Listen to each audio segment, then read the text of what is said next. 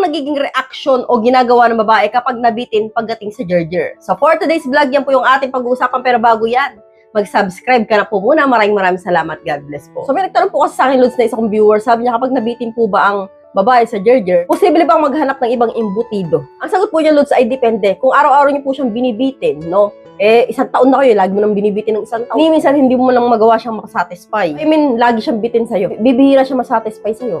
So, posible pong yes, no? Maghahanap po siya ng ibang imbutido. Pero kung minsan lang naman po yan, no? Kunyari, isang beses lang kayo nag-gerger and then nabitin lang, no? Posible naman pong hindi, no? Ang ibig sabihin ko dito, Lods, no? Kailangan sa 10 gerger ninyo, at least makalahati man lang yung bitin. At yung kalahati, masatisfy siya. Talaga naman laging bitin na sa 1 to 10, laging 0.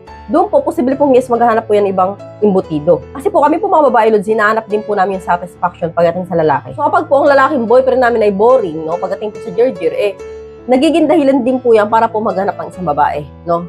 Kung talagang ibig sabihin dito, kunyari 6 months na tayong in a relationship, and then, 10 beses nang may nangyari, no? 10 beses na yung lagi akong bitin. So doon po, mapapaisip ka po ang babae na boring kang kasama. So kaya po, lagi po sinasabi sa mga previous vlog ko, na importante po talaga na improve po yung performance nyo bilang isang lalaki.